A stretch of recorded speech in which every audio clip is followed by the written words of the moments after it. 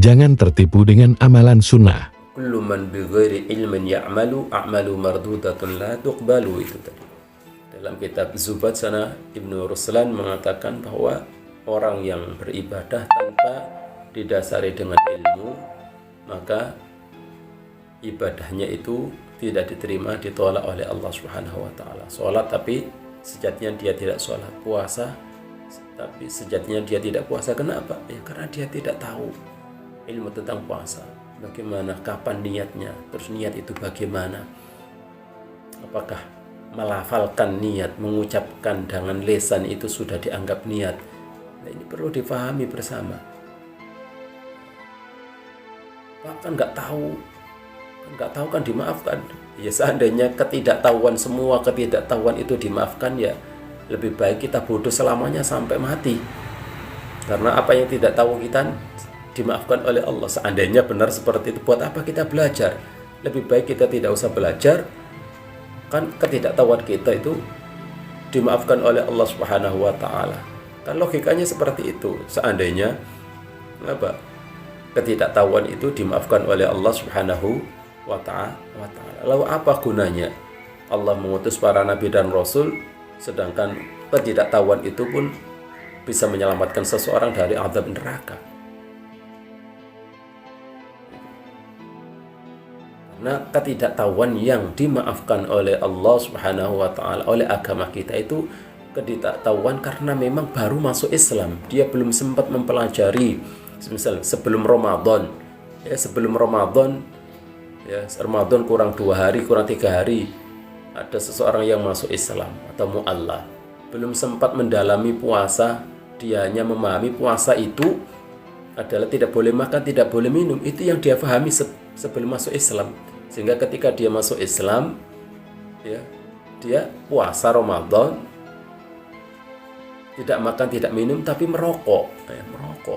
Dikiranya merokok itu tidak membatalkan karena bukan makanan, bukan minuman. Maka ketidaktahuan semacam inilah yang dimaafkan oleh syariat, oleh agama kita. Atau jauh dari ulama, hidup di pedalaman, nggak pernah mendengar bahwa yang namanya puasa itu tidak boleh memasukkan apapun, termasuk makanan dan minuman. Sehingga yang dia pahami pokoknya puasa ya gak makan, gak minum. Sedangkan memasukkan apapun selain atau bersetubuh, katakanlah, dianggap itu bukan makan dan minum, tidak membatalkan puasa. Maka ketidaktahuan yang semacam inilah yang dimaafkan. Sedangkan orang-orang yang hidup di tengah-tengah masyarakat yang setiap harinya ada majelis ta'lim, ada pengajian, ya, apalagi zaman sekarang, ya, ustadz-ustadz baru yang bermunculan di beranda kita, nggak tahu kejelasannya, sanatnya dari mana, dia belajar di mana, asal pandai ngomong, penampilannya menarik, ya, banyak penggemarnya, ya, diidolakan oleh kaum milenial sekarang semisal. Padahal dia hanya belajar otodidak. Itu sekarang banyak yang dikagumi, digandrungi oleh orang-orang kayak ini, sehingga kemudian apa yang disampaikan itu tidak sesuai dengan apa yang diajarkan oleh Rasulullah Sallallahu Alaihi Wasallam, karena memang tidak berguru. Karena ilmu itu harus berguru, harus bersanad jelas dari gurunya ke gurunya, terus sampai kepada Rasulullah Sallallahu Alaihi Wasallam. Ya, jadi itu tadi. Jadi ketidaktahuan itu bukan kemudian terus menjadikan udzur, itu tidak. Makanya wajib bagi kita untuk mencari ilmu agama yang pokok. Thalabul ilmi fardhatun ala kulli muslim. Itu hadis menjelaskan tentang kewajiban kita untuk menuntut ilmu yang pokok, yang daruri. Karena ilmu itu ada yang fardhu ain untuk dipelajari, ada ilmu yang fardhu kifayah untuk dipelajari. Nah, yang wajib kita pelajari itu ilmu-ilmu yang fardhu ain, ilmu-ilmu hal, ilmu-ilmu yang kita perlukan saat ini. Semisal kita butuh sholat, maka wajib kita mempelajari tentang tata cara sholat. Sholat butuh toharah, butuh suci, maka wudhu dan mandi besar atau hal-hal yang menyebabkan batalnya wudhu, mewajibkan mandi, wajib kita pelajari. Bagaimana cara wudhu yang benar, bagaimana cara mandi besar, menghilangkan hadas besar yang benar bagaimana. Itu ilmu yang daruri, ilmu yang wajib, fardhu ain kita pelajari. Tidak bisa kemudian kita tidak mempelajari, tidak mengetahui hal itu. Pokok dasar-dasar akidah, kemudian dasar tohar, bersuci, dasar-dasar sholat, dasar puasa, haji, zakat, dan dosa-dosa yang dilakukan oleh anggota badan, ini ilmu-ilmu yang wajib kita pelajari sebelum ilmu-ilmu yang lain. Makanya besok di hari kiamat itu seseorang tidak akan beranjak dari tempat hisabnya sampai ditanya 4 hal, diantaranya adalah ilmunya. Apakah kamu sudah mempelajari ilmu yang pokok, ilmu yang daruri, ilmu yang wajib?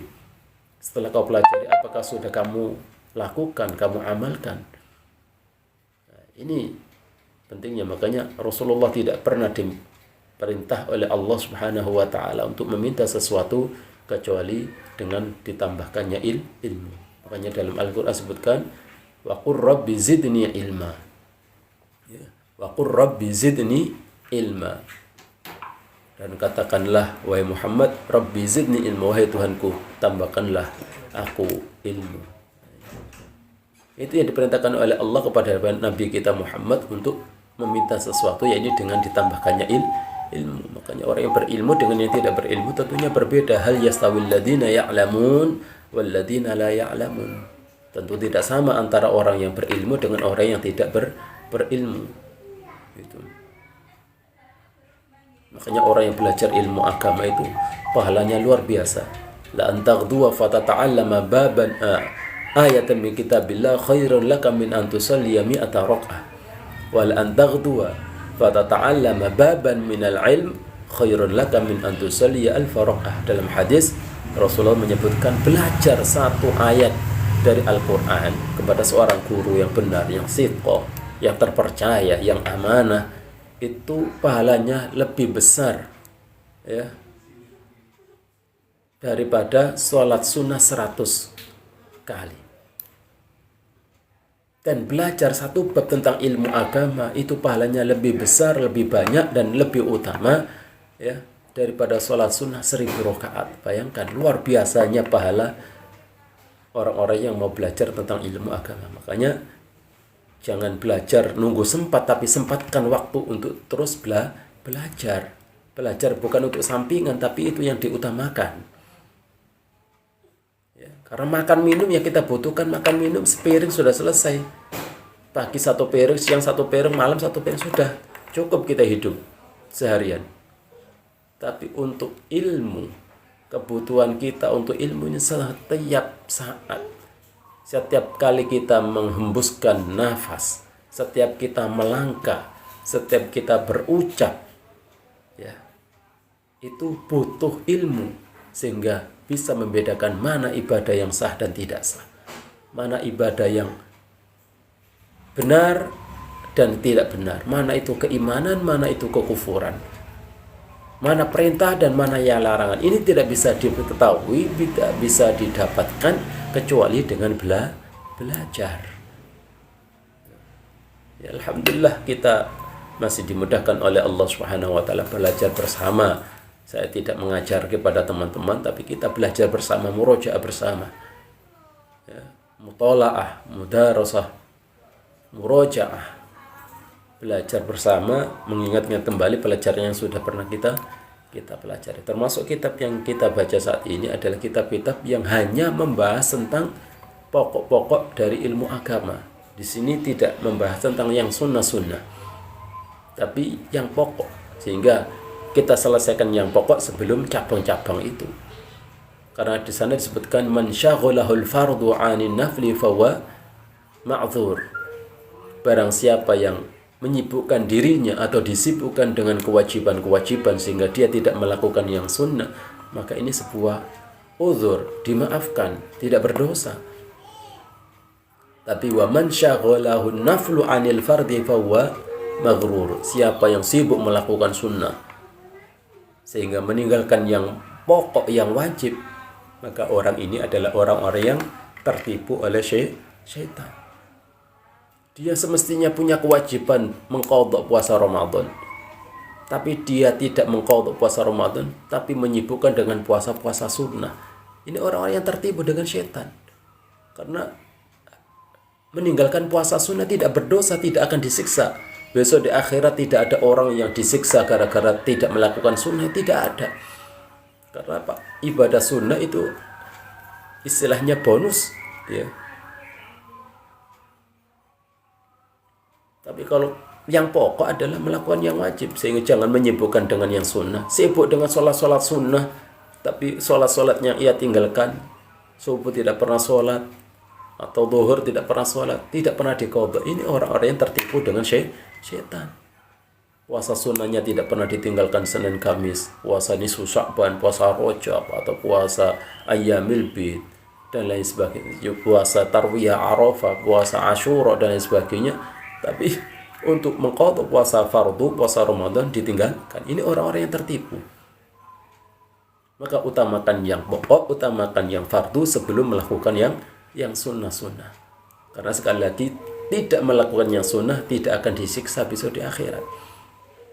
Tapi ketika memperbanyak sunnah tapi meninggalkan yang wajib, ini orang-orang yang akan disiksa di neraka. Maka perbanyaklah, ya, melakukan yang wajib, lakukan yang wajib-wajib dulu sebelum kita melakukan yang sunnah. Selesaikan yang wajib-wajib dulu, baru kita menyibukkan dengan tambahan amalan-amalan ibadah beda yang sunnah. Ya, itu yang perlu kita pahami bersama.